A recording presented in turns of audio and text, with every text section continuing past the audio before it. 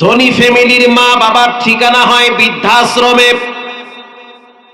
যেই মা বাবা সন্তানকে কোরআন চিনায় না, রসুল চিনায় না, ইসলাম চিনায় না, আল্লাহ চিনায় না, হাদিস চিনায় না, পশ্চিম চিনায় না, এক সময় দেখবেন ওই সন্তানরা মা বাবাকেও চিনবে না। গত 4 দিন আগে 17ই ডিসেম্বর 5-6 দিন আগে বয়ান করলাম চট্টগ্রাম রাঙ্গুনিয়াতে। রাঙ্গুনিয়ার আগের স্থানের নাম হলো নোয়াপাড়া বাস স্ট্যান্ড।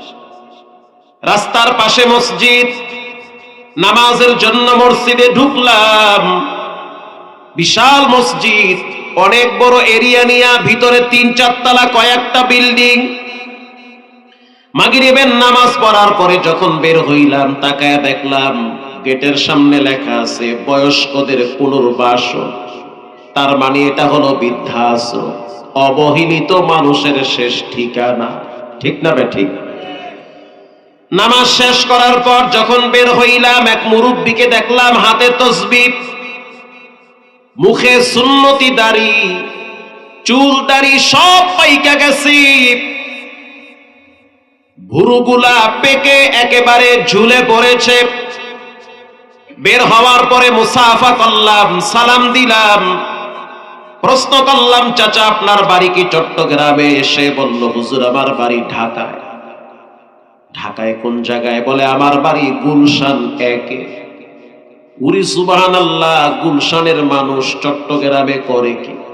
বেড়াইতে আসছেন বুঝি? বলে না, বেড়াইতে আসি না, বিপদে পড়ে আইছি। আপনার নামে মামলা আছে? কয় না, মামলা নাই।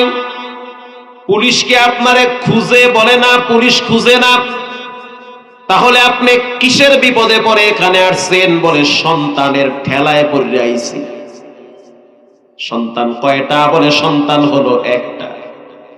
অনেক শিক্ষিত সন্তান, ইংলিশে অনার্স কমপ্লিট করেছে, মাস্টার্স অনার্স কমপ্লিট করার পরও এক সন্তান, একটাই মাত্র ছেলে।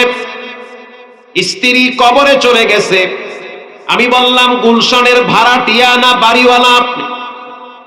চোখের পানি ছেড়ে দিয়া বলে আমি হইলাম গুলশানের বাড়িওয়ালা, লেকের পারে আমার 7 তলা বাড়ি আছে, মাসে প্রায় 6-7 লক্ষ টাকা ভাড়া পাই। আমি অবাক হয়ে গেলাম, বলেটা কি? 6-7 লাখ টাকা মাসে শুধু ভাড়াই পায়, বাড়ি ভাড়া, অথচ তার ঠিকানা হইল বৃদ্ধাশ্রমে।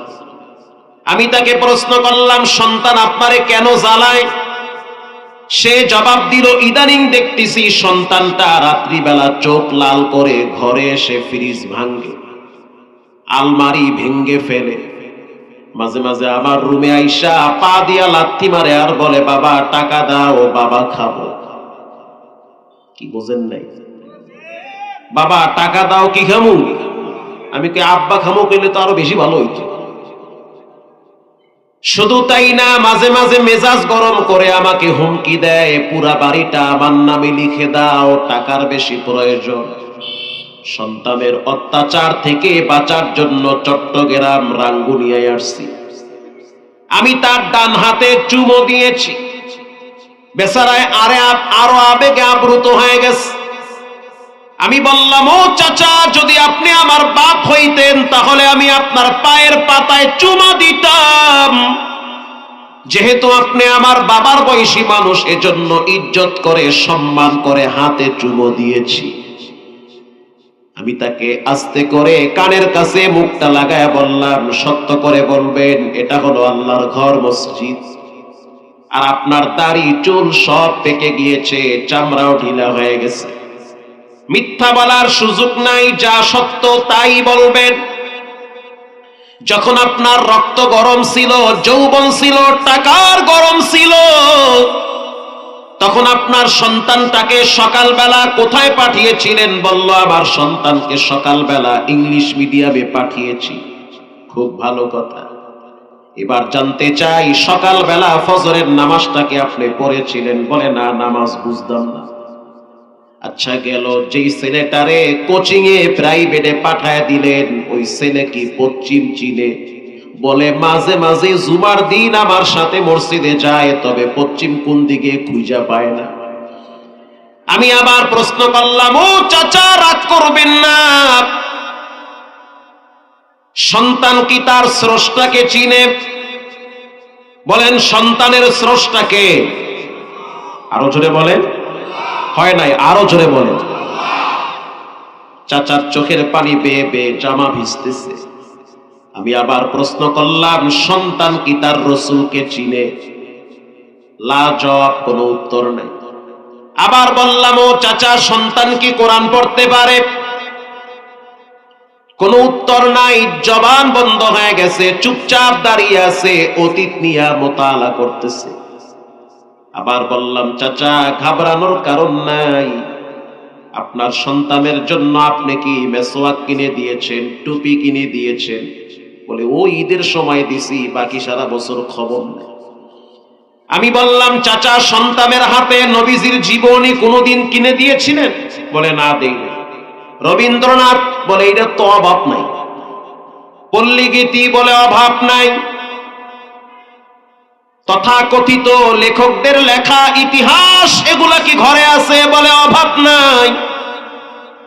নবীজির জীবন আদর্শের কোন কিতাব কি আপনার সন্তানের রুমে আছে? বলে, না নাই। তখন বুঝি নাই। আমি বললাম, চাচা রাগ করবেন না, সন্তানের কোনো দোষ নাই, সম্পূর্ণ দোষ হলো আপনার। আসতে বলবেন না, জোরে বলেন, ঠিক না ব্যাঠিক? সব দোষ আপনার। এখন আপনি কি করবেন? কচু গাছের লাগে গলায় দড়ি দিয়া ঝুলিয়ে থাকেন, কিচ্ছু করার নাই। কামা তাদিনু তুদানু, যেমন কর্ম তেমন ফল। আল্লাহ বলেন, ওয়ালা তাকুনু কাল্লাযীনা নাসুল্লাহা ফাআনসাহুম আনফুসাহুম উলাইকা হুমুল ফাসিকুন।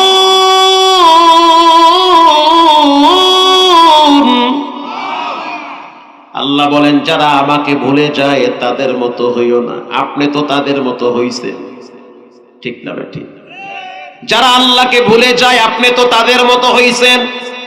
আল্লাহর কথা, যারা আমাকে ভুলে যায় তাদের মতো যদি হও, তাহলে তোমাকে আত্মভোলা করে দিব। তুমি তোমাকে চিনবা না, তোমার সন্তান তোমাকে চিনবে না। সন্তান যদি রব না চিনে, রাসূল না চিনে, কোরআন না চিনে, কসম খোদার ওই সন্তান মা বাবাকেও চিনতে চায় না। হযরত ওমর রাদিয়াল্লাহু তাআলা আনহুর দরবারে একটা মামলা গেছে। মামলা বুঝেন? একটা বিচার গেছে। হযরত ওমর রাদিয়াল্লাহু তাআলা আনহু মসজিদে নববীতে বসা। বয় বৃদ্ধ একজন মুরব্বী গিয়া বলল, আমিরুল মুমিনিন, বড় একটা বিপদে পড়ছি। কি বিপদ? বলে, সন্তান আমার কথা শোনে না। বয়স কত? বলে, 31 বছর। এত বড় ছেলে বাবার কথা শোনে না, এটা তো খুবই ভয়াবহ কথা। হযরত ওমর পুলিশ পাঠায় দিল, যুবককে ধইরা আদালতে দাঁড় করায় ফেলাইল। হযরত ওমর প্রশ্ন করল, যুবক, যেই লোকটা দাঁড়ায় আছে তোমার কি হয়? বলে, আমার আব্বা। যদি তোমার বাপ হয় তাহলে বাবার হক কেন আদায় করো না? বাবার খোঁজ খবর কেন নেও না? বাবার সাথে সুসম্পর্ক কেন নাই? তোমার বাবা তোমার উপরে কেন কষ্ট নিয়ে আমার কাছে মামলা নিয়ে আসছে? কারণটা কি? যুবক বলল, আমিরুল মুমিনিন, রাগ করবেন না। আমি জানি আপনি রাগ করলে কিন্তু অবস্থা খারাপ হয়ে যায়। আপনি যেই রাস্তায় চলেন, শয়তান রাস্তা ভুললে আর এক রাস্তায় দৌড় মারে, ঠিক না ঠিক? আপনার কথার আগে তরবারি চলে। লাউ কানা বাদি নাবিয়্যান লাকানা উমর, নবীর পরে কেউ যদি নবী হইতো, আল্লাহ পাক হযরত ওমরকে নবুয়তি দান করত। আপনি এত বড় একজন দামি মানুষ,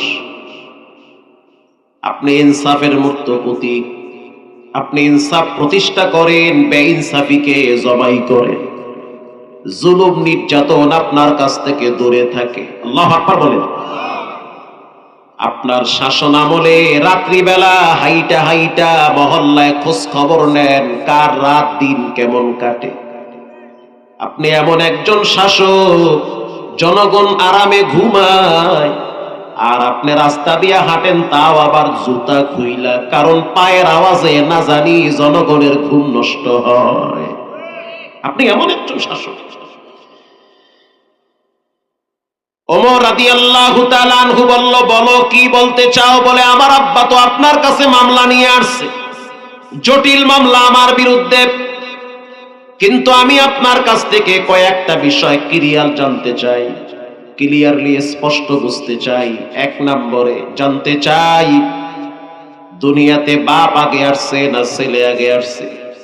যুবক প্রশ্ন করলো হযরত ওমরকে, আপনারা কি মনে করেন গাইবান্ধার মানুষ কে আগে আসছে? বাপ আগে আসছে। খাড়া হয়ে গেছে না? দুনিয়াতে আব্বা আগে আসছে। হযরত ওমর রাদিয়াল্লাহু তাআলা আনহু বলল, যেহেতু বাপ আগে আসছে, বলো এবার তোমার কি বক্তব্য? বলে, আমিরুল মুমিনিন জানতে চাই, দায়িত্ব বাবার আগে না ছেলের আগে? কার আগে? আরো জোরে বলেন। আব্বাজান যারা আছেন ঠান্ডা মাথায় মাফলার মুফলার খুললা ভালো করে শুনলেন। খালি ছেলে মেয়ের বিরুদ্ধে অভিযোগ দিয়েন না, কিছু দোষ মা বাবারও আছে।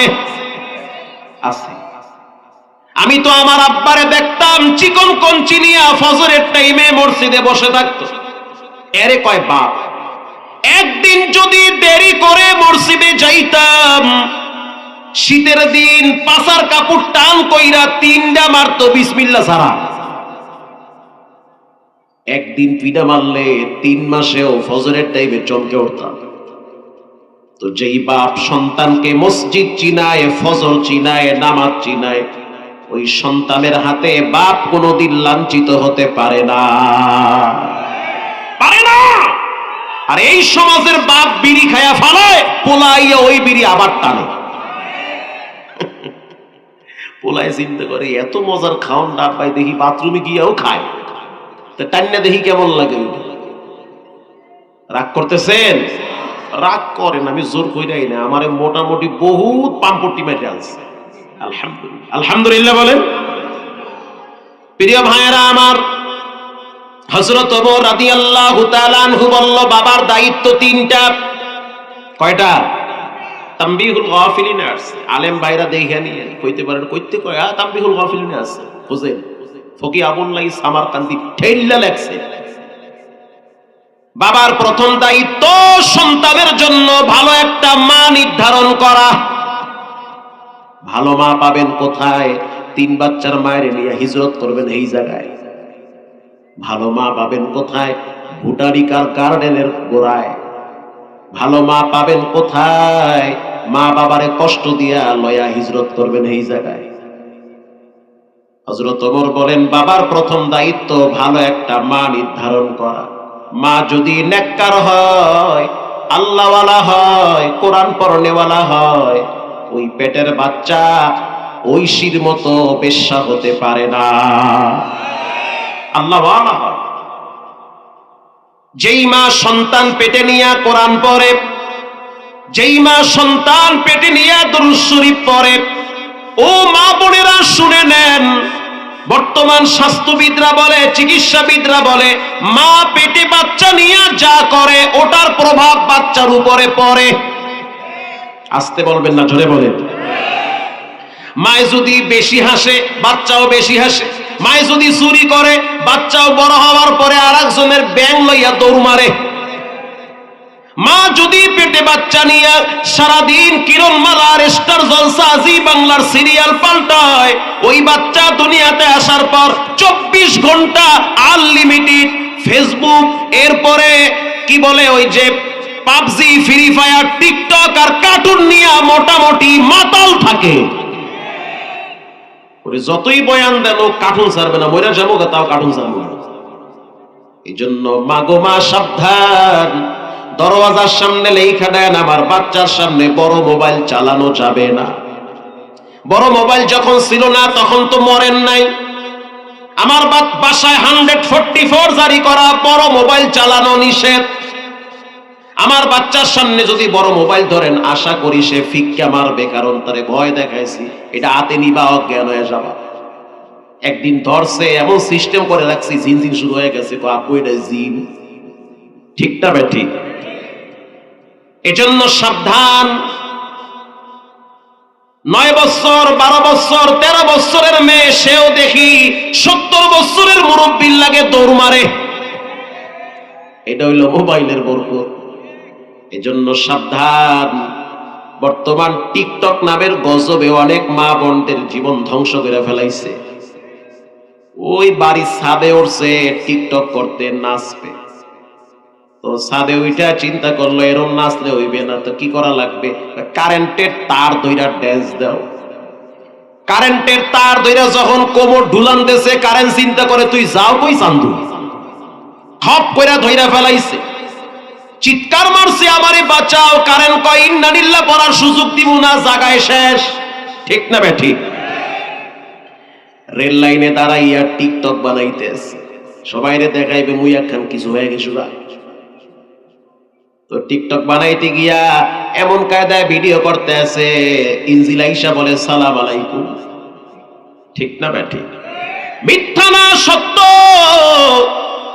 বর্তমান সময়ে মদ, গাঁজা, হিরোইনের চেয়েও ভয়ঙ্কর নেশার নাম হলো টিকটক, পাবজি আর মোবাইলে জুয়া খেলার নেশা।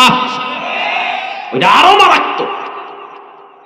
প্রিয় ভাইয়েরা আমার, হযরত ওমর রাদিয়াল্লাহু তাআলা আনহু বলল, শুনে নাও, বাবার প্রথম দায়িত্ব সন্তানের জন্য ভালো একটা মা নির্ধারণ করা। মজার একটা কথায় কথা আসে, বললে ভালাই। বাংলাদেশের একটা জেলার নাম হইল ভোলা। বলেন কি? আরো জোরে। ভোলা। এই জেলাটা হলো চতুর্দিকে পানি, মাঝখানে দ্বীপ, এর নাম কয় ভোলা। মজার বিষয় হলো ভোলা জেলার ম্যাক্সিমাম মসজিদগুলা ফজরের টাইমে যুবকদের দখলে থাকে। ফজরের টাইমে ঠান্ডার ভিতরে প্রথম 1, 2, 3 কাতার সবগুলার বয়স 21, 22, 23, 24। মারহাবা। আজীব এক জেলার নাম ভোলা। ফজরের টাইমে দেখবেন ছোট ছোট বাচ্চারা পিছনের কাতারে দাঁড়ায় দাঁড়ায় সুন্নত করে ঠান্ডার ভিতরে। আপনি অবাক হয়ে যাবেন, কোন মায়ের সন্তান এই শীতের ভিতরে ঠান্ডায় কাঁপতেছে আর দাঁড়ায় দাঁড়ায় পড়ে আলহামদুলিল্লাহি রাব্বিল আলামিন। মারহাবা। এই শিক্ষা পরিবার থেকে দেওয়া হয়েছে। আমি মাহফিল কমিটি 4 দিন ব্যাপী তাফসীর মাহফিল, সভাপতিকে বললাম, হাজী সাহেব এত সুন্দর পরিবেশ কেমনে কায়েম করলেন? হুজুর, মাহফিল পরিচালনা করার জন্য যেমন কমিটি আছে, মসজিদ পরিচালনা করার জন্য যেমন কমিটি আছে, ঠিক তেমনি ভাবে আমরা ফজরের নামাজের জন্য একটা স্ট্রং কমিটি গঠন করেছি। ওদের কাজ হলো ফজরের নামাজের সময় খোঁজ খবর নেওয়া। মারহাবা বলেন। আমরা জুমার দিন ঘোষণা দিয়েছি, কোন যুবক আছো ফজরের নামাজের টাইমে প্রতিদিন টাইম টু টাইম মসজিদে হাজিরা দিবা। অধিকাংশ মহল্লার যুবকরা হাত বাড়াইলো যে আমরা প্রতিদিন ফজরে আসব। আচ্ছা গেল, একটা কমিটি গঠন করতে চাই। সেই কমিটির ভিতরে সভাপতি কে হবা? সভাপতি মানে তার স্থান সবার বড়। 21 বছরের একটা যুবক দাঁড়ায় বলল, দায়িত্ব আমারে দিয়ে দেন। কেশিয়ার সাহেবের বয়স 19 বছর। কি মনে করছেন চাচা? সেক্রেটারির বয়স হলো 14 বছর। ভোলা কমিটি আর মসজিদে ফজরের টাইমে তো আর মিস দিতে পারে না। পারে? পারে না। এদের দায়িত্ব হলো ফজরের টাইমে কোন ঘরে পুরুষ আছে, তারা কেন ফজরে মসজিদে আসে না, তাদের খোঁজ খবর নেওয়া। যেমন এই মহল্লায় 20টা ঘর আছে, 30টা ঘর আছে, কোন ঘরে পুরুষ আছে না নাই আমরা জানি কি জানি না? অবশ্যই জানি। ফজরের টাইমে কেন মসজিদে আসলো না, খবর নেওয়া। ঘটনাক্রমে একদিন মহল্লার এক যুবক কমিটির সদস্য, নাম হইল মানিক ভাই। কি নাম? মানিক ভাই চিন্তা করলো আজকে শীতের পাওয়ার বেশি, যেই মজার বিদেশি কম্বল শোয়ার পরে তো পুরো শরীর গরম হয়ে গেছে, সেই একখান ঘুম দিছে। ফজরের নামাজের টাইমে আজান হয়ে গেছে, মনে চায় মসজিদে যায়, শয়তানে কয় যাইস না, আজকে একটু ঘুমা। স্ত্রীকে বলল, আমারে ডাক দিবি না, তুই নামাজ পড়, তোর মাইয়ায় নামাজ পড়বে, আমি একটু মজা করে ঘুমাবো। কথা কি বোঝেন? স্ত্রী বড় দিনদার, নামাজিওয়ালা নারী, পর্দানিশী নারী, কোরআন পড়নেওয়ালা নারী। স্ত্রী ঘুমায় নাই, ফজরের টাইমে জাগ্রত হয়েছে। আর ছোট্ট একটা মেয়ে আছে, মায়ের দেখা দেখি মেয়েটাও মায়ের সাথে নামাজের জন্য প্রিপারেশন নিয়েছে। মারহাবা। 6 বছরের মেয়ে। নামাজ শেষ হওয়ার পর স্ত্রী বসে বসে তাসবিহ পড়ে, জিকির করে, সুবহানাল্লাহি ওয়া বিহামদিহি সুবহানাল্লাহিল আযীম। কেউ যদি 100 বার পড়ে, নবী বলেন সমুদ্রের ফেনা পরিমাণ যদি গুনাহ হয় সেটাও রব মাফ করে দিবে। মহিলারা তো আমলের দিক থেকে এগিয়ে থাকে। তো বাচ্চা মেয়েটাও বসে বসে মায়ের ঠোঁটের দিকে তাকায় তাকায় এগুলা পড়তেছে। স্বামীকে এতবার বলল মসজিদে যাও, ঠান্ডা পানি দিয়ে উযু করা লাগবে না, গরম পানি আমি করে দিব, তারপরেও মসজিদে যাও। কারণ যেই ঘরের পুরুষ মসজিদে যায়, যেই ঘরের নারী ফজরের টাইমে জাগে, ওই ঘরের বাসিন্দারা কখনোই অভাবে না খাইয়া মরে না। যাও মসজিদে। সালাতুল ফজর জিম্মাতাল্লাহ, যে ফজর পড়ে তার দায়িত্বশীল গার্জিয়ান হয়ে যায় কে? আল্লাহ তাআলা। মানিক মিয়া চিন্তা করলো যা কয় কোক, আজকে একটা মজা করে ঘুম দেই। মানিক মিয়া দিছে ঘুম। স্ত্রী নামাজ শেষ করে বসে আছে। এবার মসজিদের ওই ফজরের কমিটি চিন্তা করলো মানিক ভাই গেল কই? মানিক ভাইরে তো প্রতিদিন মসজিদে পাই, আজকে নাই, কারণটা কি? ইমাম সাহেব পরামর্শ দিল একটা কাজ করো, মানিক ভাই তো অসুস্থ হতে পারে, তার বাড়িতে গিয়া খোঁজ খবর নাও। এবার এই যুবক কমিটিরা 9 জন কমিটির সদস্য দৌড়ে গেছে মানিক ভাইয়ের বাড়িতে। দরওয়াজার সামনে ডাক দিয়েছে, ও মানিক ভাই। মানিক ভাই তো মহাবিপদে পড়ে গেছে। এই বাহিনী হাজির হয়ে গেছে। স্ত্রী স্বামীর দিকে তাকায় বলল ঘুমাইও না, বাহিনী কিন্তু হাজির হয়ে গেছে। মানিক মিয়া চিন্তা করলো, মনে করছে আজকে ভুল্লা যাইবে, ওরা আসলে বলে নাই মরে, ওরা দেখি ঠিকই টাইম মতো আয়া পড়ছে। বাচ্চা মেয়েটা বলতে আছে, আব্বু তাড়াতাড়ি যাও, তোমাকে ডাকার জন্য মসজিদ থেকে লোক আসছে। বাবায় ধমক দিয়ে কয়, চুপ কর, এত বেশি বুঝিস না। স্ত্রী বলতে আছে, কি করবা? কয়, লজ্জায় তো আমি দুনিয়ায় নাই।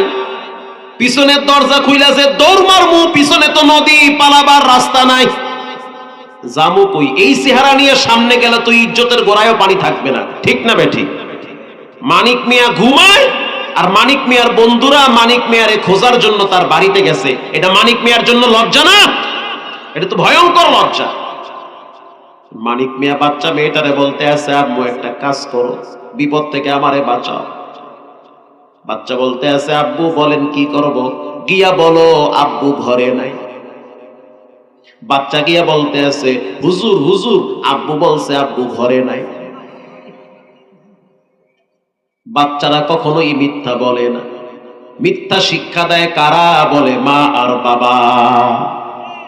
গাইবান্ধা ঘরে হুইয়া রইছে, পাওনাদার ফোন দিছে, ও ভাই তুমি কই? তোমার বাড়িতে আসছি। কয়, মুই ঘরে নাই, মুই ঢাকা আছি। কথা কন না কা? ছেলেটা বলতে আছে, আব্বু তুমি না ঘরে। চুপ কর, বুঝবি না, ভেজাল আছে। তার মানে বাচ্চাও বুঝা ফেলাইছে, মাঝে মাঝে বড় হওয়ার পরে বাবার সাথেও এরকম মিথ্যা কথা বলবো। বাচ্চারা যা শুনে তাই বলে, যা শিখে তাই বলে। বাচ্চারা সাধারণত অনুকরণীয় হয়। হযরত ওমর রাদিয়াল্লাহু তাআলা আনহু বলল, বাবার প্রথম দায়িত্ব সন্তানের জন্য ভালো একটা মা নির্ধারণ করা। যুবক বলল, আমিরুল মুমিনিন রাগ করিয়েন না, যেহেতু এটা আদালত আর আপনি হইলেন বিচারক, মিথ্যা বলার সুযোগ নাই। আমার দোষ হইলে আপনার তরবারি আমার পিঠ পেতে দিব, কিন্তু বিষয়টা ক্লিয়ার করা দরকার। আমার আব্বার কাছে একটু জিজ্ঞাসা করে, আমার মাকে আমার আব্বা কিভাবে বিবাহ করেছে, আমার নানার বাড়ি কোথায় আমি জানি না, কে আমার নানা তাও জানি না, কোথায় আমার নানি বাড়ি তাও তো জানি না। আমার আব্বারে জিজ্ঞেস করেন মাকে কেমনে বিয়ে করছে, সাক্ষী কারা ছিল, কোন বৈঠকে বাবার বিবাহ হয়েছে জিজ্ঞেস করেন। হযরত ওমর রাদিয়াল্লাহু তাআলা আনহু মুরব্বিকে বলল, সত্য করে বলবা, মিছা কইলে কিন্তু বাটাম দেওয়া হবে।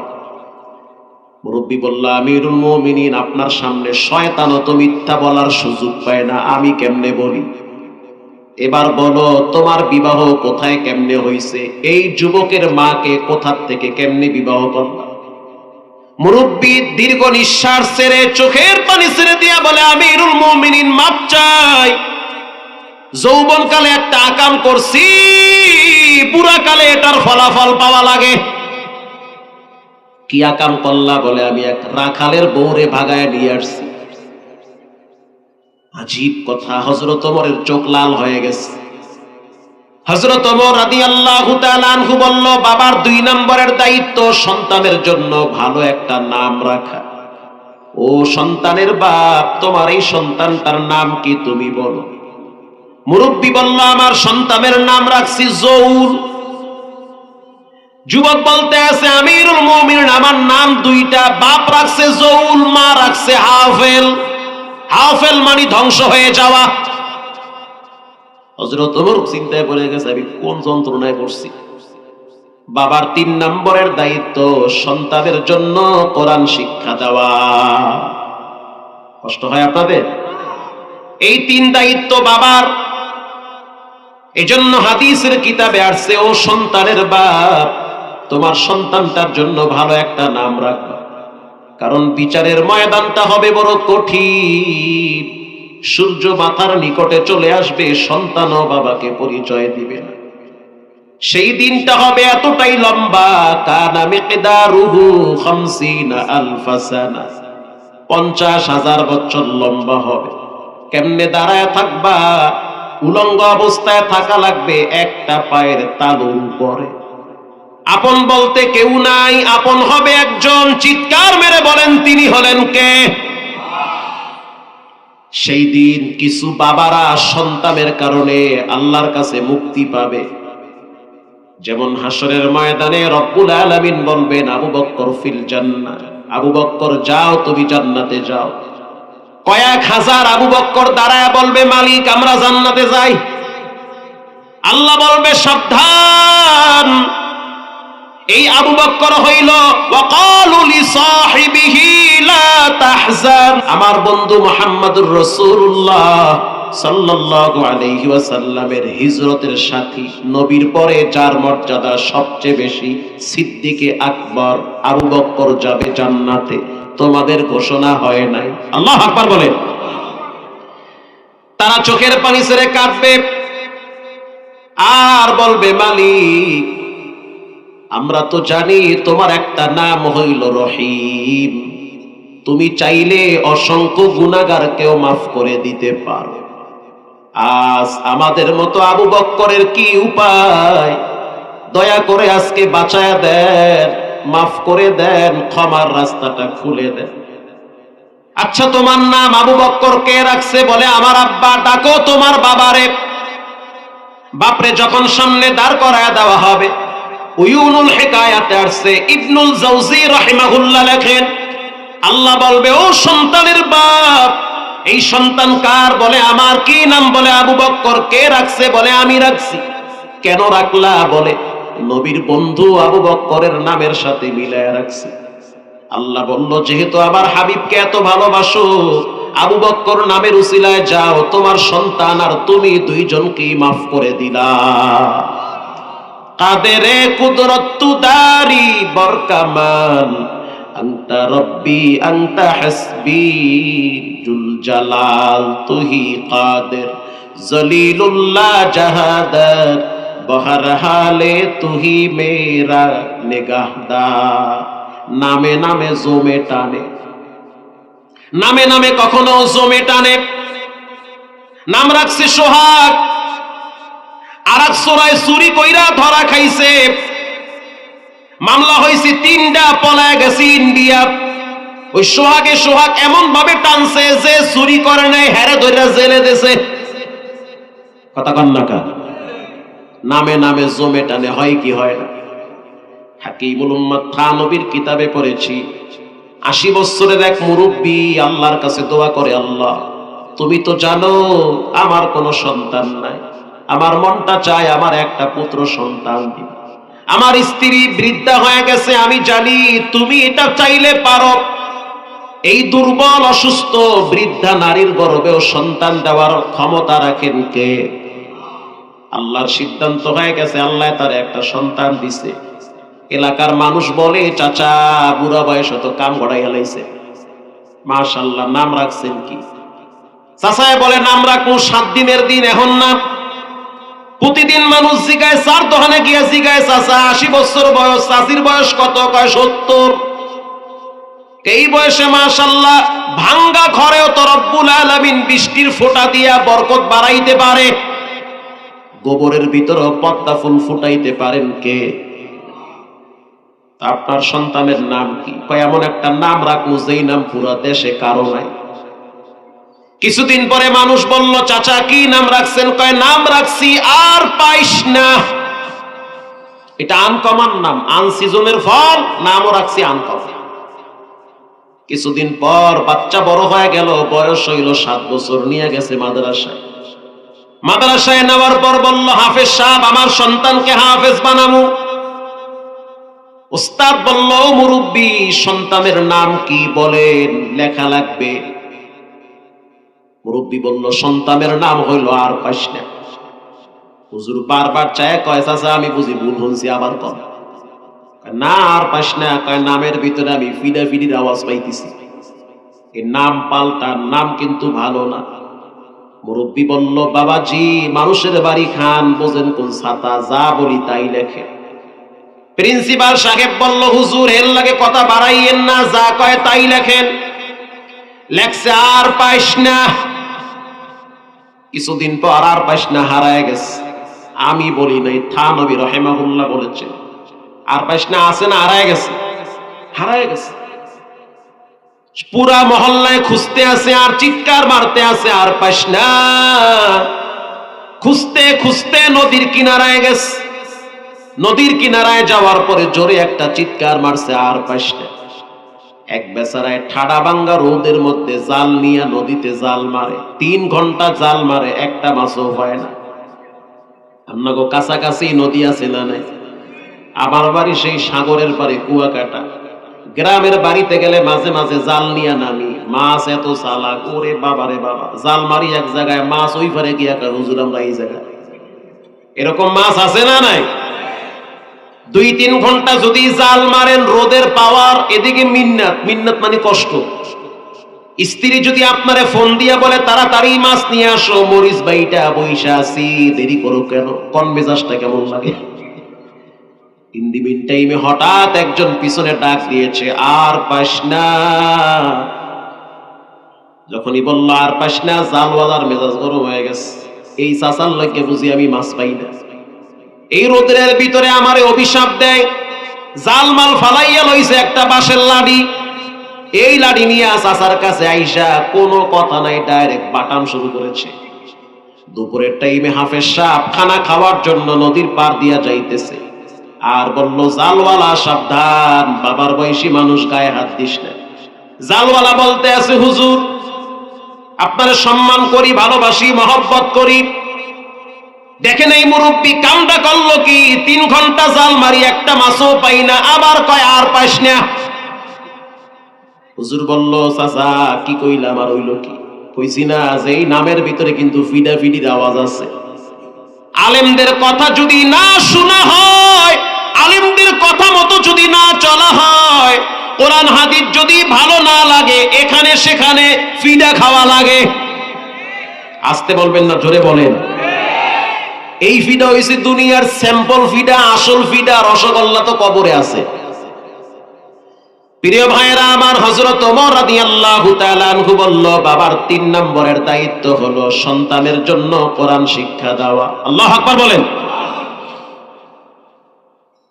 তাহলে বাবার দায়িত্ব হলো 3টা। প্রথম দায়িত্ব ভালো একটা মা নির্ধারণ করা, দ্বিতীয় দায়িত্ব সন্তানের জন্য ভালো একটা নাম রাখা, 3 নম্বরের দায়িত্ব সন্তানকে কোরআন শিক্ষা দেওয়া। সন্তান যদি কোরআন চিনে, সে তার মা বাবাকেও চিনবে। যদি কোরআন না চিনে, মা বাবাকেও চিনবে না। কোরআন মানুষকে নত করা শিখায়, নত মানি রবের সামনে সারেন্ডার করা শিখায়, ঠিক না বেঠিক? ওই যে হাদিস পড়ছিলাম মনে আছে, কুল্লু উতুল্লিন জাওয়াজিম মুস্তাকবিরিন মুতাকাব্বিরিন, জাহান্নামে তারা যাবে তিন শ্রেণীর মানুষ। এক নম্বরে বদ মেজাজি, দুই নম্বরে অহংকারী, তিন নম্বরে হলো হিংসুক। বলেন তিন নম্বরে কি? আমি বলি নাই, রাসূল বলেছে তিন নম্বরে হিংসুক। হিংসুকরা কখনোই আরামে ঘুমাইতে পারে না। হিংসুকরা নিজের বেলায় টান্না দরিস, অন্যের বেলায় বান্যা মরিস। নিজে হলো আনা, অন্যে চাইরা না পাক এটা সে চায় না। নিজেরটা বুঝায় নেয়, অন্যেরটা লামসাম দেয়। কথা কন না কা? নিজের ছেলে মেয়ে নিয়ে ভালো থাকতে চায়, অন্যের ছেলে মেয়ে ভালো চলুক, প্রতিষ্ঠিত হোক, এটা হিংসুকরা চায় না। আপনাকে নিয়ে তার মাথা ব্যথা বেশি। হিংসুকরা বাইতুল্লাহর গিলাফ ধরার পরেও তাদের লাব্বাইকের আওয়াজ কবুল হয় না। হিংসুক কাকে বলা হয়? অন্যের উন্নতি দেখলে যার ভিতরে কামড় মারে, আরেকজনের সফলতা দেখলে যার মেজাজ গরম হয়, তাকে বলে হিংসুক। ঠিক না বেঠিক? হিংসা করা যাবে না, কারণ হিংসা করা মহাপাপ। মুস্কি হাসিতে পড়েছি, হাকিমুল উম্মাত থানবী লিখেছেন, একজন গরিব মানুষ রাত্রিবেলা ঘুমায় গেছে, জিন আইসা বলতে আছে তোমার কিছু লাগবে নি। আমরা জিন, আমাদের শক্তি পাওয়ার অনেক বেশি। সুলাইমান নবীরে দাঁড় করায় রাইখা বাইতুল মুকাদ্দাস আমরা বানাইছি, আমরা হেইজা। আমাদের নামে কোরআনের ভিতরে সূরা জিন একটা আছে না নাই? এবার এই কৃষক বলতে আছে মাশাআল্লাহ তোমার তো অনেক পাওয়ার, তাহলে একটা কাজ করো, যেহেতু কিছু দিতে চাও তাইলে আমার একটা গরু দিও। কয়টা? হ্যাঁ, শিক্ষণীয় কথা। কয়টা গরু? একটা। যখনই বলল একটা গরু দিও, তখন জিন বলতে আছে শর্ত আছে, তোমারে যা দিব তোমার সাথে যার সাথে ঠেলা ঠেলি ওরে দিব দুইটা, ডাবল দিব। ঠেলা ঠেলি তো বুঝবেন না, মানে যারে দেখলে মাথা গরম হয়, যার ছায়া দেখলে রাইতের ঘুম হারাম হয়ে যায়।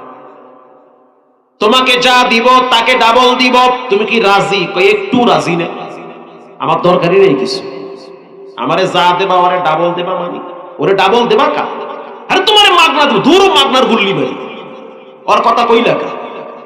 কি ভাই এরকম লোক আছে না? মানে সহ্যই করতে পারে না। ওই একদিন একটু মসজিদে মিষ্টি নিয়ে ঝগড়া লাগছে, এই রাগের ঠেলায় মানে এর ছায়া দেখলো মাথা গরম। হিংসু। এই সমস্ত রোগ নিয়ে আলগা দরবেশি দেখাইয়া কোনো লাভ নাই। এই সমস্ত রোগ অন্তর থেকে দূর করেন, সেজদা দিবেন জমিনে, আরশে আজিমে গিয়ে ধাক্কা লাগবে। সকালবেলা স্ত্রী বলল স্বামী আমার কি হইল? বলে আমার মনটা খারাপ। কেন? বলে জিনে আইছিল, দিতে চাইছিল, নেই নাই। কেন নেও নাই? বলে ওরে দেবে ডাবল। তুমি কি মগা না অগা? কেন? যেই দেশের বাঙালিরা ব্রয়লার মুরগি ছাড়ার তবারক নিয়ে মারামারি করে, সেই দেশে যদি মাগনা গরু তোমারে দেয়, তোমার তো নেওয়া উচিত। তবারক নিয়েও তো মারামারি করে, তাও আবার মুরগি ছাড়া তবারক, বাংলা তবারক। ঠিক কথাই কইছো, কবারে দেবে দুইটা, দুইটা না 10টা দুঃখ, তোমার অসুবিধা কি? কিছুদিন পরে আবার জিনে আইসা বলে কিছু লাগবে? বলে হ্যাঁ লাগবে। কি? বলে গরু দাও। কয় দিছি গরু। দেখ সকালে গরু একটা আজি। পিছনে তাকায় দেখে জাল লাগে হেল লাগে, মারামারি ঝগড়া, হ্যাঁ দেখে দুইটা গরু। মেজাজটা গরম হয়ে গেছে, এদিকে খুশি হয়েছে, ওদিকে মাথা গরম। কিছুদিন পরে আবার আসছে কিছু লাগবে? বলে হ্যাঁ লাগবে। কি লাগবে? কয় একটা মহিষ দে। মনে আছে ওরে কয়টা দেবো? হ্যাঁ আছে। কয়টা? সিঙ্গেল না ডাবল? ডাবল। আরে দুইটা দেবো। পরের দিন তাকায় দেখলো এর একটা আর দুইটা। আবার কিছুদিন পরে আইসা বলল কিছু লাগবে? হ লাগবে। কি লাগবে? কয় একতলা বাড়ি করে দে। করে দিব ডুপ্লেক্স বাড়ি। কিছুদিন পরে আবার জিনে আইসা বলল কিছু লাগবে? বলে হ্যাঁ লাগবে। কি লাগবে? কয় আমার একটা চোখ উড়াইয়া লয়া যা। মানে কি? মানে সোজা, আমার একটা চোখ নিবি, ওর দুইটা চোখ নিবি। আমি এক চোখ দিয়ে দুনিয়ার সব কিছু, কিছু হইলেও দেখতে পারবো, ওর দুইটা নিলে তো খালে পড়বে। বলেন এটাকে উদারতা বলে না হিংসা বলে? আল্লাহ বলেন, আমি বলি নাই।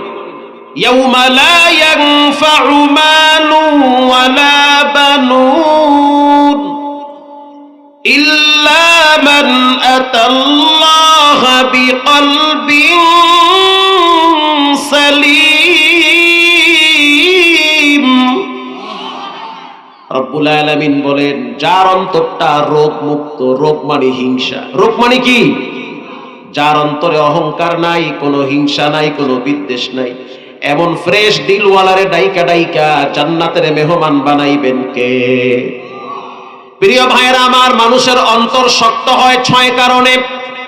6টা বলতে গেলে ফজর হয়ে যাবে, দরকার নাই। সর্বশেষ কারণ হলো যারা মা বাবার সাথে বেয়াদবি করে, আব্বা আম্মার সাথে বেয়াদবি যারা করে, ওদের অন্তরটা পাথরের চেয়েও শক্ত হয়ে যায়।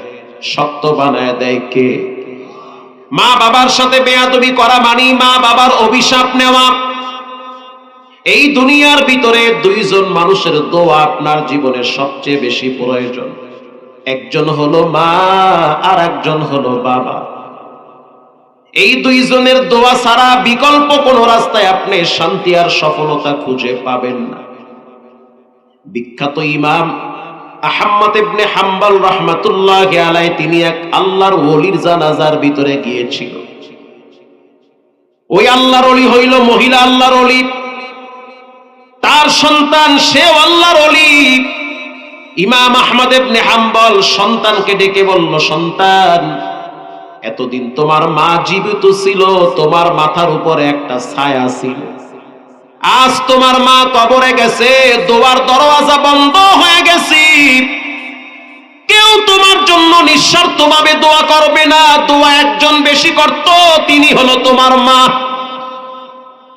মায়ের দোয়াটা প্রত্যেকটা সন্তানের জন্য সবচেয়ে বেশি কল্যাণকারী। যার মা বেঁচে আছে, ঘরে গিয়া মায়ের পায়ে একটা চুমা দিয়ে, মায়ের হাতে একটা চুমা দেন।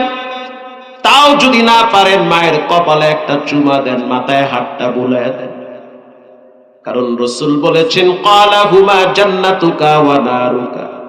মা বাবাই হলো জান্নাত, মা বাবাই হলো জাহান্নাম। আল্লাহ বলেন, ওয়া'বুদুল্লাহ, আমার হক, ওয়ালা তুশরিকু বিহি শাইআ ওয়া বিল ওয়ালিদাইনি ইহসানা। আমি বলি নাই, আমার রব বলেছেন, বুঝা নেন। আল্লাহ বলেন, আমার হক আদায়ের পর মা বাবার হক আদায় কর। ফজরের নামাজ পড়বা আমার হক। বাইহাকি শরীফের হাদিস, ফজরের নামাজের পর কোন সন্তান যদি মা বাবাকে দেখতে যায়, তার জন্য জান্নাত থেকে নাম ধরে ডাকা হয়। যেমন আপনি আলাদা থাকেন, মা বাবাও সন্তুষ্ট আছে। আপনার বাবার বাড়ি আপনার বাড়ির থেকে মাত্র আধা কিলোমিটার দূরে। আপনি মহল্লার মসজিদে ফজরের নামাজ পড়া মাকে দেখার জন্য গেলেন, মায়ের সাথে একটু গল্প করলেন। রাসূল বলেছেন, সে যেন অপেক্ষা করে তার রব তার জন্য জান্নাত থেকে নাম ধরে ডাকাইতে থাকে। কেউ যদি মনে করে আমি দুনিয়ার ভিতরে সবচেয়ে দামি হইতে চাই, সে যেন 3টা জিনিস সতর্কতার সহিত নিয়ে সামনে আগায়।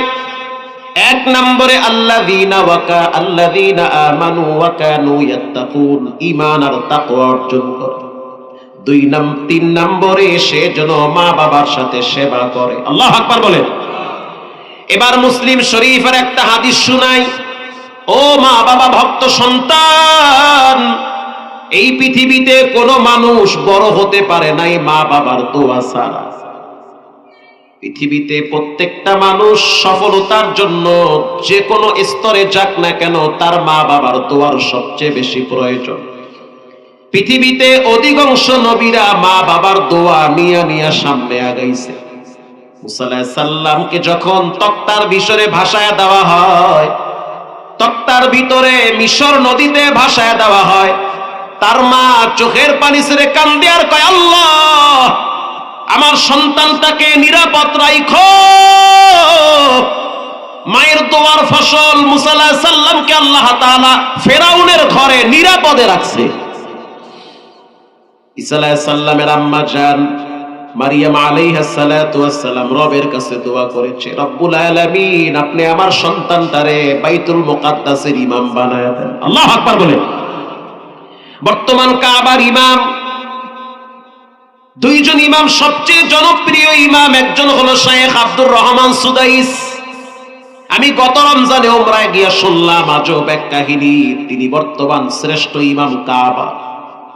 সাংবাদিকেরা প্রশ্ন করলো, কাবার ইমাম, পৃথিবীর সবচেয়ে সম্মানিত ব্যক্তি আপনি, এই মুহূর্তে কোটি কোটি মানুষ আপনার পিছনে সালাত আদায় করে, আপনার ধুলা বালু আরবের বাচ্চারা বুকে লাগাইতে পারলে ধন্য মনে করে, এত সম্মান কেমনে পাইলেন? কাবার ইমাম চোখের পানি ছেড়ে কান্দে আর কয়, দুইটা কারণে।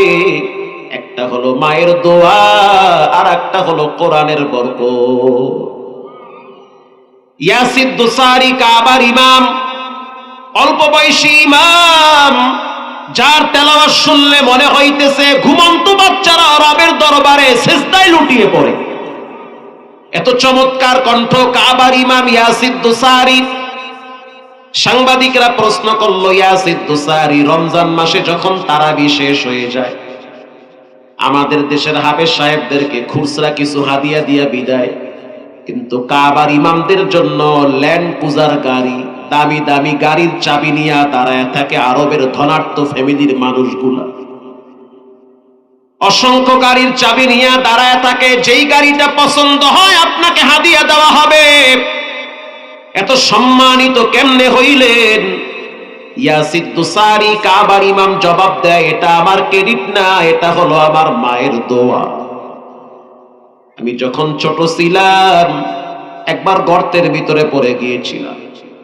আমার মা আমারে বুকে জড়ায়া ধইরা চোখের পানি ছেড়ে কপালে চুমা দিয়ে বলেছিল, আল্লাহ, যদি আমার সন্তানটা সুস্থ হয় তাহলে ওকে আমি কোরআনের হাফেজ বানাবো। আল্লাহ রাব্বুল আলামিন এমন ভাবে মায়ের দোয়া কবুল করেছে, আল্লাহ তাআলা আমাকে কাবার ইমাম বানায়া দিয়েছে। শুধু তাই না, কাবায় যখন তিনি তারাবি পড়ায়, আমার কসম খোদার, আমার চোখে দেখা ছোট ছোট বাচ্চারা দাঁড়ায় দাঁড়ায় কাঁদে। আইসক্রিম খাইলে যেমন বাচ্চারা মজা পায়, তার চেয়েও বেশি মজা পায় ইয়াসিদ দুসারির পিছনে দাঁড়ায় দাঁড়ায় কোরআন শুনতে। আল্লাহু আকবার বলেন। এটা হলো মায়ের দোয়া। সব বাদ দিলাম, বাংলাদেশের একজন আলেমের কথা বলি, যার নামটা বললে এক বাক্যে সবাই চিনবে, বিশেষ করে আলেমরা চিনবে। ঢাকা শহরের প্রায় 5টা মাদ্রাসায় তিনি বুখারী পড়ায়। অনেক নামি দামি এক মসজিদের খতিব, যেই মসজিদের খতিব নাম বললে 80% মানুষ চিনবে, অথচ তার সম্মান, তার ইজ্জত এত বাড়ার কারণ হইল তার ঘরে তার বাবা প্রায় 22 বছর পর্যন্ত প্যারালাইজ হয়ে বিছানায় পড়ে আছে। ব্রেন স্ট্রোকের রোগীগুলা সাধারণত তাদের মেজাজ খিটখিটি হয়, মেজাজ গরম থাকে। তিনি একটা মজমায় বসে ছাত্রদেরকে বলতে আছে, ও ছাত্র ভাই, আজকে আমার মাজায় ব্যথা করতে আছে, দোয়া চাই। একজন আলেম বলতে আছে, মুফতি সাহেব, আপনার মাজায় কেন ব্যথা করে? ও, ঠান্ডায় বুঝি বাতে ব্যথা ধরছে। মুফতি সাহেব বলল, মাজার ব্যথা করে এটার পিছনে একটা কারণ আছে। কারণটা হইল, প্রতিদিন আমার ঘরের খবর বাহিরের মানুষ জানে না, জানে আমার ফ্যামিলির মানুষ আর আল্লাহ। দিনের বেলায় ক্লাস করি, রাত্রি বেলা ঘরে গিয়া কি করি কেউ জানে না। বাসায় গিয়া দামি জামাটা খুইলা বাবার রুমে গিয়া দেখি বাবা প্রস্রাব পায়খানা কইরা খাতা কাপড় নষ্ট কইরা ফেলাইছে। আমি নিজের হাতে বাবার প্রস্রাব পায়খানার খাতা পরিষ্কার করি। আমার আব্বা রাগী মানুষ, মাঝে মাঝে যেই হাতটা ভালো আছে হাতটা দিয়া ঘুষা মারে আমারে। যখন আমারে ঘুষা মারে তখন আমি রাগ করি না, কারণ বাবা এত ব্রেন স্ট্রোকের রোগী। আমার স্ত্রী ঘুমায়, আমার সন্তান ঘুমায়, কিন্তু আমার চোখে ঘুম নাই, কারণ আমার তো আব্বা। তাদের তো বাপ না, তাদের তো টান লাগবে না, আমার তো আব্বা হয়। ঠিক না বেঠিক? আমার স্ত্রীর টান লাগবে না, পরের মেয়ে 2-1 দিন খেদমত করবে, তারপরে বলবে বুড়া মানুষের পায়খানার খাতা সাফ করতে পারো না। কিন্তু আল্লাহর ওয়ার্ডার, আল্লাহর ওয়ার্ডার, ওয়ালা তানহারুহুমা ওয়া কুল লাহুমা কাওলান কারীমা। ও মাহমুদুল হাসান বক্তা সাবধান, আব্বা আম্মা যদি বিছানায় পড়ে যায় নিজের হাতে মা বাবার খাতা সাফ করা লাগবে। কার অর্ডার? অফিসার সাহেব যত বড় চাকরিজীবী হন, মা বাবা যদি বিছানায় পড়ে যায় খেদমত আপনার করা লাগবে, আপনার স্ত্রী না করলেও চাপ দিতে পারবেন না, সে ঠেকানা। আপনার বাপ খেদমত আপনার করা লাগবে। রাসূল বলেন ওয়ালা তাউকান্না ওয়ালিদাইক, ওয়ালা তাউকান্না ওয়ালিদাইক, মা বাবার সাথে নাফরমানি কইরো না, দুনিয়াও শেষ আখিরাতও শেষ। ওয়া ইন আমারাকা আন তাখরুজা মিন আহলিকা ওয়া মালিক, নবীজি বলেছেন আব্বা আম্মার জন্য যদি সম্পদ বিলীন করতে হয় তাও কর, সম্পদ যদি ছেড়ে দিতে হয় তাও ছেড়ে দাও, তারপরেও মা বাবাকে ছাড়বা না।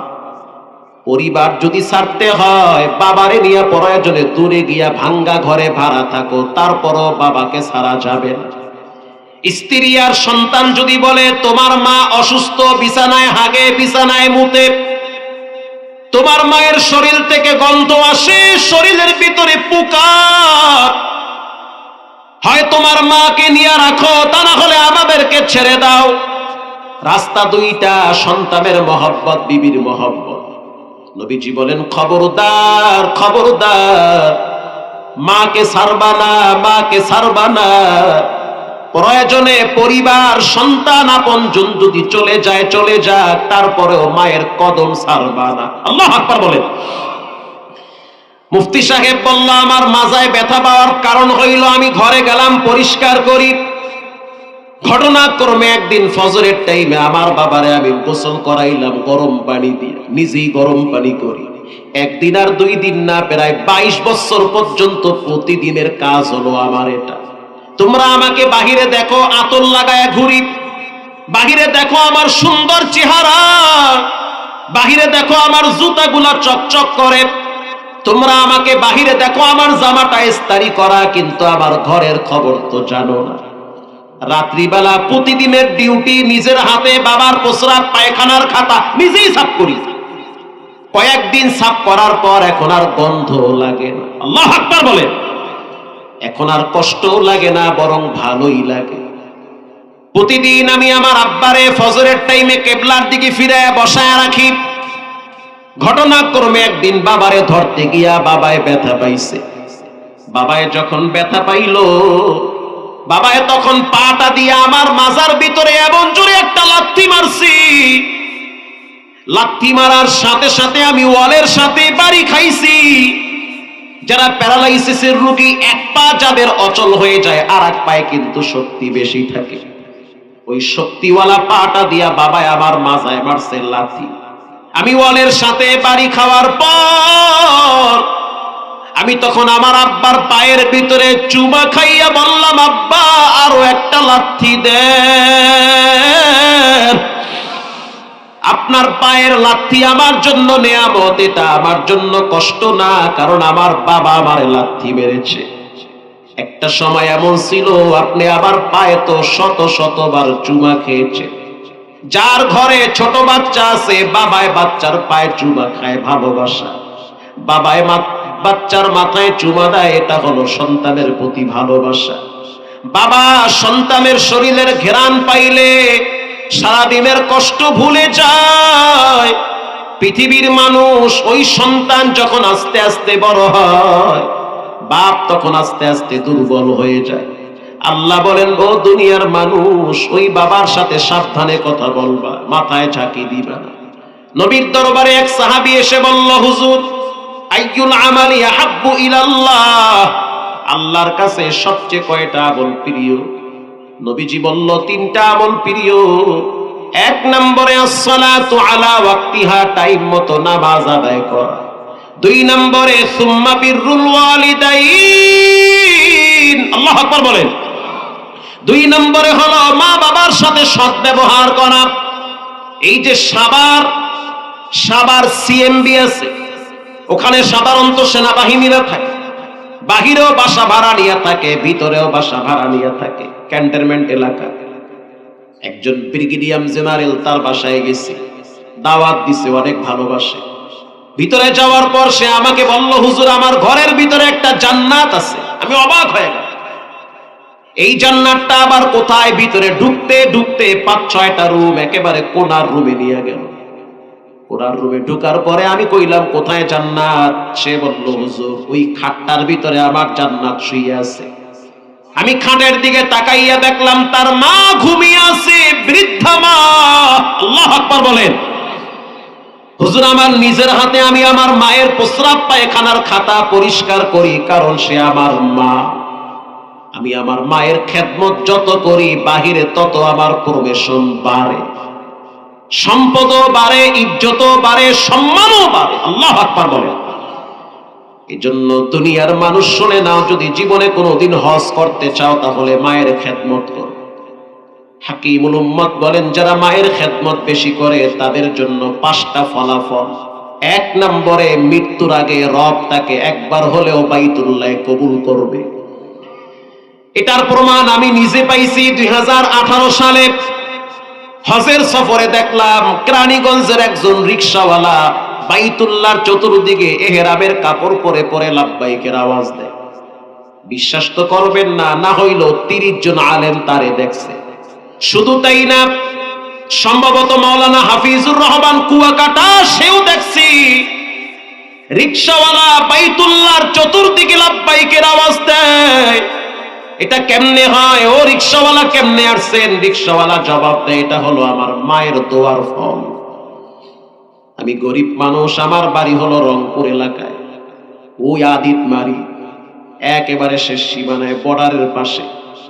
ঢাকায় থাকি, রিকশা চালাই, আমার মা আমার ঘরে থাকে। প্রতিদিন আমি আমার মায়ের কাছে বলি ও মা আমার জন্য এতটুকু দোয়া করো যে ঢাকায় বাড়ি গাড়ি আমার কিছুই লাগবে না, কোনো মতে ডাল ভাত খেয়ে বাঁচতে পারলে হবে। শুধু এতটুকু দোয়া চাই রব্বুল আলামিন যেন আমাকে জীবনে একবার বাইতুল্লাহর ঘেরান নেওয়ার তৌফিক দেয়। প্রতিদিন আমি মায়ের কাছে যখন দোয়া চাই, আমার মা বলল সন্তান যাও, আমি দোয়া করলাম একবার হলেও রব তোমারে কবুল করবে।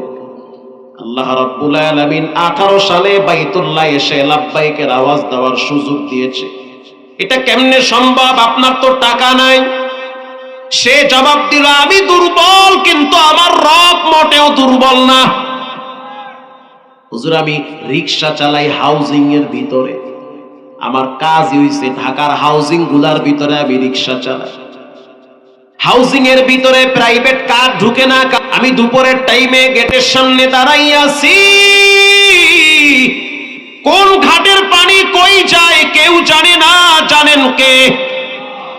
কার জীবনে কি হবে মালিক ছাড়া কেউ বুঝে না। আমি চুপচাপ দাঁড়িয়ে আছি, হঠাৎ একটা দামি গাড়ি আসলো, কালো গাড়ি। প্রতিদিন আসে, এখনো আসে, শত শত গাড়ি আইসা হাউজিং এর সামনে রাইখা ভিতরে ঢুইকা প্লট দেখে, ফ্ল্যাট দেখে, বিল্ডিং দেখে। দাঁড়ায় রইছি, গাড়ির থেকে একজন মুরব্বী নামলো, দাড়িগুলা সাদা, সুন্দর চেহারা, চমৎকার একটা টুপি। নামার পরে বলল, সালাম দিল আগে আমাকে।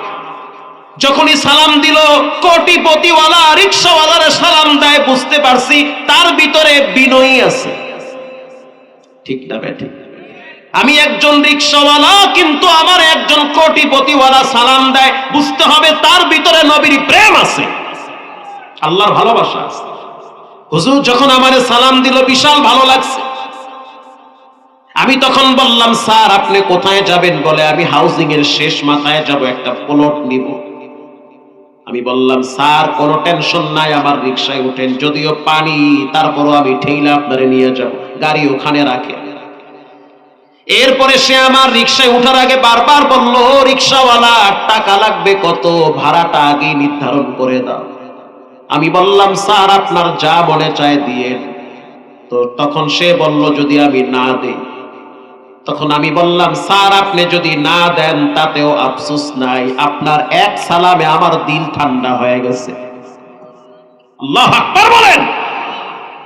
মানুষের ব্যবহারটা সবচেয়ে বড় জিনিস, ঠিক না বেঠিক? এমন একটা সালাম দিলেন কলিজা শীতল হয়ে গেছে, কোনো আফসোস নাই। আপনি আবার রিকশায় উঠেন, ভিতরে নিয়ে যাব। কত নাম্বার গলিতে যাবেন বলেন? আমি যখন ভিতরে নিয়ে গেলাম গলিতে গলিতে, তারে দেখাইতেছি, সে প্লট দেখে, বড় বড় বিল্ডিং দেখে। সে আমাকে বলল ভাই, প্রথম বলল রিকশাওয়ালা, পরে বলল ভাই। তার মানে সালামের মাধ্যমে মহব্বত তৈরি করে দিয়েছেন কে? বলল ভাই এই কর্নারের প্লটটা কেমন হবে, 4 কাটার প্লট ভালো না 6 কাটার প্লটটা ভালো হবে?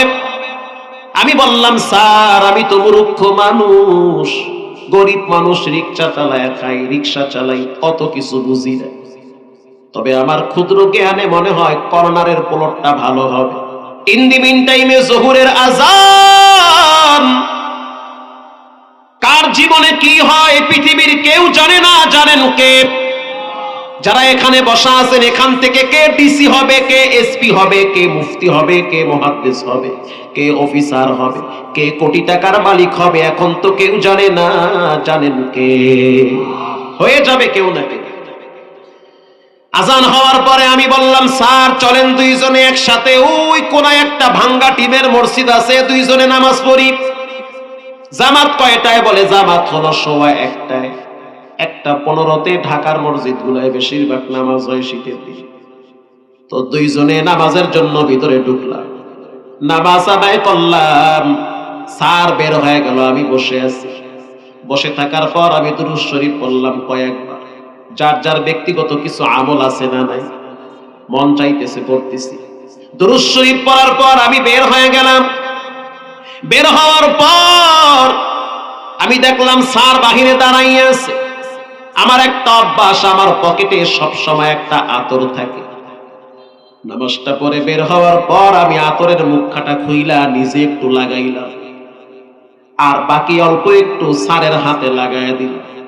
স্যারের হাতে যখন লাগাইছি, স্যার আমারে বলল আতর তুমি কই পাইলা? বলে হুজুর স্যার এই আতরটা আমার ইমাম সাহেব আমারে হাদিয়া দিছে, গত বছর হজ থেকে নিয়ে আসছে।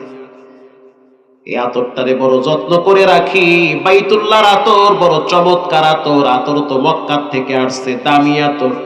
এটা গরিব রিকশাওয়ালা যদি মক্কার আতর পায়, সে তো নিজের চেয়েও বেশি মূল্যায়ন করবে, ঠিক না বেঠি? দেখেন আতরটা এখনো ভরা, শেষ হয় না, কারণ আমি বেশি মাখি না। এটা বলতেছি, তখন স্যার আবার চেহারার দিকে তাকায় বলল তুমি তো দেখতেছি মাশাআল্লাহ বাইতুল্লাহর ভক্ত, তুমি তো আতরটার প্রতি যেই পরিমাণ ভক্তি দেখাইলা, তোমার মনটা কি চায় তুমি মক্কায় যাবা? এটা বলার সাথে সাথে আমার চোখের গোড়ায় পানি চলে আসছে। ও স্যার এই গরিবের কপালে কি আর মক্কায় যাওয়ার নসিব হবে?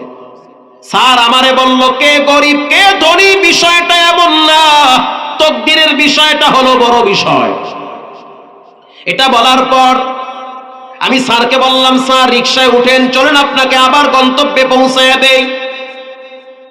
এই যাইতে যাইতে আবার সাথে গল্প করলো যে তোমার কে কে আছে? বলে আমার মা ছাড়া দুনিয়াতে কেউ নাই, শুধু মা একা আছে, তাও আমার ঘরে। আমি যুবক মানুষ, বিবাহ শাদী এখনো করি নাই, কারণ চিন্তা করতেছি মা যেহেতু অসুস্থ, বিবাহ শাদী করলে না জানি আবার কোনো সমস্যা হয়, এজন্য একটু সময় নিতেছি, কষ্ট করা লাগে, টাকারও দরকার। এক পর্যায়ে সে আমাকে বলল রিকশাওয়ালা ভাই, আগামী 2-1 দিনের ভিতরে উত্তরায় দেখা করবা, দেখি তোমার জন্য কিছু করা যায় কিনা। কার্ড দিয়ে গেল, আমি কার্ডটারে অত মূল্যায়ন করি নাই। বাসায় যাওয়ার পরে যখন আমি মায়ের কাছে বললাম মা দোয়া কইরেন যেন আল্লাহ আমারে হজে দেয়, আমার মা বলল মালিক আমার সন্তান গরিব যদিও রিকশা চালায় দুর্বল, তুমি তো দুর্বল না। আল্লাহু আকবার বলে। হঠাৎ আমার মনে পড়লো আমারে তো স্যারে একটা কার্ড দিয়েছিল, আমি সকালবেলা কার্ডটার ভিতরে টেলিফোন করলাম। টেলিফোন করার সাথে সাথে স্যারের পিএস ধরছে। তখন আমি বললাম আমি একজন রিকশাওয়ালা, গতকাল আমার স্যারে আমার রিকশায় চইরা হাউজিং এ ঘুরছে, একটা কার্ড দিয়া বলছে যে আমারে টেলিফোন করবা, তোমার সাথে কথা আছে। পিএস এবার স্যারের কাছে দিয়া বলল এক রিকশাওয়ালা আপনি নাকি কার্ড দিছেন আপনার সাথে কথা বলবে। যখন স্যার আমার সাথে কথা বলল, স্যার বলল আমি অনেক ব্যস্ত আছি, তুমি একটা কাজ করিও, আগামী সপ্তাহে তোমার ভোটার আইডি কার্ড আর ছবি নিয়ে আমার সাথে দেখা করিল। ভোটার আইডি কার্ড আর ছবি নিয়ে যখন তার কাছে গেলাম, সে বলল টেনশনের কারণ নাই, 2-1 সপ্তাহের ভিতরে তোমার জন্য পাসপোর্টের ব্যবস্থা হয়ে যাবে, আগামী বছর আমার সাথে তুমি হজে যাবা। প্রতি বছর তার কোম্পানি থেকে কয়েকজন মানুষকে তিনি বিনা টাকায় হজে পাঠায়। যেটা কেউ পারে না ও গাইবান্দার মুসলমান, সেটা পারেন কে? কখনোই শঙ্কিত হবেন না, ভীত হবেন না, আল্লাহর প্রতি পূর্ণ আস্থা বিশ্বাস রাখবেন। বান্দা চাইলে কিচ্ছু পারে না, রব চাইলে সব পারে। ও রিকশাওয়ালা ভাই, বুঝতে পারছি হাজী সাহেব আপনারে হজে নিয়ে আসছে। কয় না না, হাজী সাহেবের মন নরম করছে আমার আল্লাহ, আর আমার আল্লাহকে ঠান্ডা বানাইছে আমার মা। মায়ের দোয়ার কারণে আরশ আজিম ঠান্ডা হয়ে গেছে। এজন্য যুবক ভাইয়েরা, মুরব্বী বাবারা, পর্দানিশী মা বোনেরা, আল্লাহর হক হলো নামাজ, মা বাবার হক হলো খেদমত। প্রতিদিন 5 ওয়াক্ত সালাত আদায় করবেন, আব্বা আম্মার সাথে ভালো ব্যবহার করবেন, গুনাহ মুক্ত জীবন যাপন করবেন। কোন পাপ মানুষকে আরামে ঘুমাইতে দেয় না। যুবক ভাইয়েরা, পায়ে হাত দিয়ে বলি, জীবনে কোনোদিন নামাজ ছাড়বা না, মা বাবার সাথে নাফরমানি করবা না। কোন পাপ মানুষকে শান্তি দেয় না। কুল্লু নাফসিন বিমা কাসাবাত রহিনা। পাপ মুক্ত জীবন গড়ব, নামাজ ছাড়বো না, হারাম খাবো না, মা বাবার সাথে বেয়াদবি করব না। জানি না কার না জানি দোকানে কাপড়ের কাপন চলে আসছে, কার না জানি মসজিদের পালকিটাও উপস্থিত হয়ে যাচ্ছি, কার না জানি কোন জায়গায় মাটি নাম ধরে ধরে ধরে ধরে ডাকতেছে। আজ থেকে তওবা করে নেন, জীবনে নামাজ ছাড়বো না, হারাম খাবো না, আব্বা আম্মার সাথে বেয়াদবি করব না। দিলটা যদি নরম থাকে, তওবার নিয়তে 2টা হাত আল্লাহকে দেখায়া দাও। নারায়ে তাকবীর। আয় আল্লাহ, এই হাতগুলা জীবনে একবার বাইতুল্লাহর গিলাফের সাথে লাগায়া দেন। জীবনে একবার নবীজির রওজার পাশে সালাম দেওয়ার তৌফিক দেন। জোরে বলেন আমিন। রঙ্গে তাকওয়া, রঙ্গে সিদ্দিক, রঙ্গে দিন, তা'বদু বাকি বুয়াত বর আবেদিন। বলেন, ইবাদত হবে কার? খেদমত হবে কার? মা বাবা, আব্বা আম্মার খেদমত করবেন। দুনিয়ায় চলতে শেষের দিকে চলে আসছি, একেবারে দারুণ কয়েকটা কথা বলতেছি, আমার দিকে তাকান। দুনিয়ায় চলতে 2 জন ব্যক্তি আপনার জীবনে খুব বেশি জরুরি। এই 2 জনের সহযোগিতাও লাগে, দোয়াও লাগে, তা না হলে আপনি আগাইতে পারবেন না। এই 2 জনই হইল নারী। আল্লাহু আকবার বলেন। একজন হলো মা, আর একজন হলো স্ত্রী। স্ত্রী বোঝেন তো, বউ। একজন হলো মা, আর একজন হলো বিবি। মায়ের দোয়া লাগে, স্ত্রীর সহযোগিতা লাগে। এই 2 সহযোগী এবং দোয়ার মাধ্যমে একটা মানুষকে আল্লাহ সফলতার দ্বার প্রান্তে পৌঁছায়া দেয়। কামরাঙ্গীরচরে আগুন লাগছিল গত বছর, আপনারা দেখছেন, চামড়ার ফ্যাক্টরিতে হাজারিবাগ। এক লোক দাঁড়ায় দাঁড়ায় খুব কাঁদতেছে, ক্যামেরাম্যানরা ভিডিও করতেছে। একজনে আইসা সাক্ষাৎকার নিতে চায়। আরে কি সাক্ষাৎকার নিবে, এর তো মন খারাপ, কোটি কোটি টাকার চামড়া পুইরা যাইতেছে, ফ্যাক্টরিতে আগুন লাগছে, অজর দাঁড়ায় কাঁদতেছে। চোখের সামনে আমার কোটি টাকার সম্পদ সব পুড়ে গেছে। কিছুক্ষণ পর আমরা দেখলাম একজন মহিলা, বোরকা পরিহিতা মহিলা, এই ফ্যাক্টরির মালিকের পাশে দাঁড়ায় গেছে। দাঁড়ায় বলতেছে, দেখেন আপনি এখানে দাঁড়ায় থাকবেন না, বাসায় চলেন। কেন? করোনার টাইমে আপনি কয়েক কোটি টাকা লস খাইছেন, রব্বুল আলামিন কয়েক বছরের ব্যবধানে এর চেয়ে দ্বিগুণ সম্পদ আপনাকে দিয়েছে। সুবহানাল্লাহ। বাইতে গিয়ে কইয়ে, এখন না হয় আবার ফ্যাক্টরিতে আগুন লাগছে, টেনশন করিয়েন না, আগুনে পুইরা সব শেষ হয়ে যাক, আপনি বেঁচে থাকলে আবার এরকম কয়েকটা ফ্যাক্টরি হবে। স্ত্রী, এটাকে বলে সাপোর্ট, এটাকে বলে শক্তি, এটাকে বলে সহযোগিতা। ঠিক না ঠিক? এখন বউ যদি কইতো, এত মানুষ ডাউন খায়, তুমিও খাইছো ডাউন, অগার ঘরের মকা, কামটা করলা কি? শেষ। পুরুষ সহজে দুর্বল হয় না, পুরুষ দুর্বল হয়, ভারসাম্যহীন হয়, পুরুষ মানসিকভাবে ভেঙে পড়ে পরিবারের চাপে, বউ শাশুড়ির যুদ্ধে একেবারেই শেষ হয়ে যায়, নিস্তেজ হয়ে যায়। নড়াইল কালী একটা এলাকা আছে, নড়াইল কালী একটা থানা, সেখানে বয়ানে গিয়েছিলাম। রাত্র 2:30 3টা এক চায়ের দোকানে ঢুকলাম, আপনারা দেখবেন ভিডিওতে, আমার বয়ানের ভিডিওতে। চায়ের দোকানে ঢুকলাম, ছোট্ট একটা মানুষ চা বিক্রি করে, একেবারেই ছোট। ওর কাছ থেকে আমি ঈমান শিখছি। আই সুবহানাল্লাহ। যার 2টা পা নাই, পাও আছে কিন্তু ছোট ছোট পা। লোকটা বাউইন, আমগো গ্রামের ভাষায় বলে বাউইন, আপনারা কি বলেন? ছোট বন মানুষ। এই তো চাচাই ঠিক আছে, মানে ছোট মানুষ, হাতগুলাও ছোট। চেহারাটাও ছোট, বিশাল একটা দোকানের মালিক, ভ্যারাইটিস দোকান, আবার চাও বিক্রি করে, পান বিক্রি করে। আমি অবাক হয়ে গেলাম, ভিতরে ঢুকলাম, সালাম দিলাম। আমি বললাম আপনি কেমন আছেন? এমন একটা হাসি মারছে, মানে হাসির দাম 2 লাখ টাকা। সুবহানাল্লাহ, এতটুক মানুষ এই এত বড় বিশাল দোকান, এটাকে আপনার বলে? হুজুর আমার দোকান, বসেন আপনি, চা খান। খাইলাম চা, একটু পরে বললো হুজুর আপনার খুব চিনা চিনা লাগতেছে আপনারে। পরে দিল ইন্টারনেটে বয়ান সাইডরা, ওই যে টিভির মধ্যে। ওহ, এ তো আমনে, আচ্ছা ঠিক আছে, ভালো লাগছে, চায়ের বিল কি দেওয়া লাগবে? আর দূর, 10টার বিল আমি দিতে পারবো, সমস্যা নেই। কিন্তু কথা হলো, আপনি এত বড় দোকান কেমনে চালান? আপনার তো পা নাই, যাও আছে ছোট ছোট পা, কোনো মতে চলেন, 2টা হাত তাও ছোট ছোট। তাই হুজুর আমার কিন্তু পাও আছে আরো 4টা। আল্লাহু আকবার জোরে বলেন। আমি বললাম আমি দেখি 2 পা, আপনি বলেন 4 পা। না, আমার 4টা পা গোপনে একেবারেই সেফ। 2টা হলো আমার মায়ের পা, 2টা হলো আমার বউয়ের পা। এই 4 পায়ের শক্তিতে আল্লাহ আমাকে কয়েক লাখ টাকার মালিক বানাইছে। আমি তো ভিক্ষা করার মানুষ, রাস্তায় রাস্তায় ভিক্ষা করবো, আমি সেই মানুষ, প্রতিবন্ধী মানুষ আমি। কিন্তু বাসর রাতে আমার স্ত্রী বলেছিল মানুষের কাছে হাত পাতা যাবে না, কর্ম করতে হবে, রব রিজিকের রাস্তা খুলে দিবে। আমার স্ত্রী কানের বালা খুইলে আমার সামনে রাইখা বলল এটা আমার মা ছোটবেলায় বানিয়ে দিয়েছে। আরে হুজুর, মানুষ পাইলে তো মানুষ গল্প শুরু করলে আগামাতা পুরাটাই ঠেয়া দেয়। হনতে থাকেন, দোয়া কইরেন না, হনতেও ভাল লাগে, কইতে থাকেন, আমি হনতে আছি। হুজুর কানের বালা খুইলা ফালায়া দিয়া বলতে আছে এই কানের ঋণ বিক্রি করবা, বিক্রি কইরা চায়ের দোকান দাও, আমি চা বানাবো, আমার শাশুড়ি চা দোকানে পৌঁছায়া দিবে, তুমি চা বিক্রি করবা, রব চাইলে সবই পারে। ছোট্ট একটা টং দোকান দিয়ে শুরু করছি। আমার স্ত্রী প্রতিদিন রাত্রিবেলা আল্লাহর কাছে তাহাজ্জুদ করে দোয়া করতো, আল্লাহ আমার প্রতিবন্ধী স্বামীটাকে সফলতা দান করো। হুজুর এই জায়গাটা যেখানে দেখতেছেন, এই পুরো জায়গাটা আমি টাকা দিয়ে কিনছি। আগামী 2-1 বছরের ভিতরে আমার মা আর বউকে নিয়ে আমি উমরায় যাব। আমি তখন চায়ের দোকানদের যুবকদেরকে বললাম গলায় দড়ি দিয়ে মর। ঠিক না ভাই? ঠিক। সারাদিন পাবজি আর ফ্রি ফায়ার খেলাইতে খেলাইতে সুঙ্গ হয়ে গেছে। শিক্ষা গ্রহণ করো, প্রতিবন্ধী একটা মানুষ অথচ সে হাল ছাড়ে নাই। ঠিক না ভাই? ঠিক। পরিশ্রম করতে হবে, ইনকাম করা লাগবে বহিদ পন্থায়। বান্দার কাজ চেষ্টা করা, মান জাদ্দা ওয়াজাদা, সফলতা দিবেন কে? আল্লাহ। দোয়া হয়ে যাবে, দোয়ার আগে আমি 3টা আমলের কথা বলবো। এটা আমি প্রতিদিন বলি, না বললেও বলি, বললেও বলি।